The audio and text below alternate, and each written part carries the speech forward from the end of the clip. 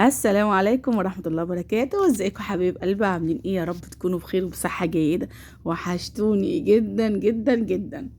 ان شاء الله النهاردة قبل ما نبدأ الفيديو نحب نذكركم بالصلاة على النبي عليه افضل الصلاة والسلام. اللهم صل وسلم وبارك على سيدنا محمد وعلى آله وصحبه اجمعين. زي ما انتم شايفين الصورة موضحة، معانا لبن، معانا حلة فاضية. هنعمل ايه؟ هنعمل جبنة قريش، وكمان نطلع منها قشطة. طبعا جبنة حلة حطيناها على النار تسخن عادي خالص، ونطفي عليها النار. طبعا سخنت قوي قوي زي ما انتم شايفين. وهنبدأ نضيف اللبن. معانا 2 كيلو من اللبن الجمسي او البقري زي ما انت حابة، بس طبعا ده بصراحة جمسي. هنبدأ نضيفها في الحلة السخنة جدا. ليه؟ احنا سخناه علشان يروب بسرعة وايه مش ياخد معانا وقت زيادة. دي معلومة خدتها من والدتي، بس طبعا يعني ان شاء الله ناجحة يعني. تمام. وطبعا طفينا النار تماما خالص، يعني احنا سخناها بس، لكن مش النار مش قايدة ولا حاجة. وهنغطي عليها ونسيبها في الفرن، او في الفرن العادي خالص، او يعني ممكن في حتة ضلمة، او تحت الكنبة، او مثلا تحت الترابيزة مثلا في حتة مظلمة خالص، او في المطبخ بس تكون ايه في حته ضلمه. تمام، انتوا فاهمين قصدي ايه؟ وكمان ايه، احنا طبعا بنعمل ليه معانا دي؟ كل انتوا عارفين كل حاجه غليت، فلازم نعمل في البيت. وانا طبعا متقمصه دور الايه، الست الاصيله الفلاحه، اللي هي يعني طبعا جبت حصيره للجبنه، وهنبدا ايه نعملها كده ما شاء الله. طبعا زي ما قلت لكم كده ايه، هو كده راب وقعد يومين او يوم ونص زي ما قلت لكم في الفرن. طبعا الفرن مش مولع ولا اي حاجه، مطفي في مكان ثابت يعني، او مكان يكون مظلم يعني، دي القصد يعني. وده كمان ايه، بنطلع كده الايه القشطه ما شاء الله، يعني طبقه كويسه. كنت عملت بعديها، بس مش كنت صورت يعني فيديو تاني يعني بعد ده. بس صراحه طلعت قشطه اكتر من كده. هو انغشيت في اللبن، بس مش مهم، الحمد لله حصل خير. كانت طلعت قشطه اكتر من كده صراحه، كانت جميله قوي قوي. دي كمان روعه. تسلم ايد طبعا اللي اديتهولي يعني، بس يعني مش كان زي المره التانية. تمام. طبعا طلعت بتاع نص كيلو من الايه، من القشطه. انتوا عارفين النهارده القشطه بتمن الزبده، احنا بنجيبها ب150 جنيه الكيلو. طبعا لما نطلع نص كيلو من ده ب75 جنيه، مش شويه برضو، حلو، موفره جدا، وعاملاها في البيت.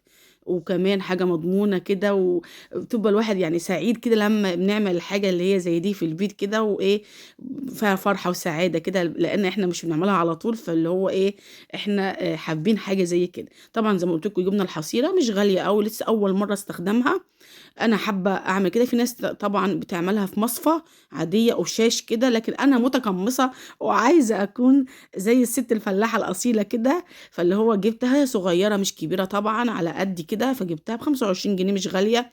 قلت ايه هعمل ايه مع حبايب قلبي. طبعا ايه وكده خلاص فصل الشرشة عن الرايب اهو.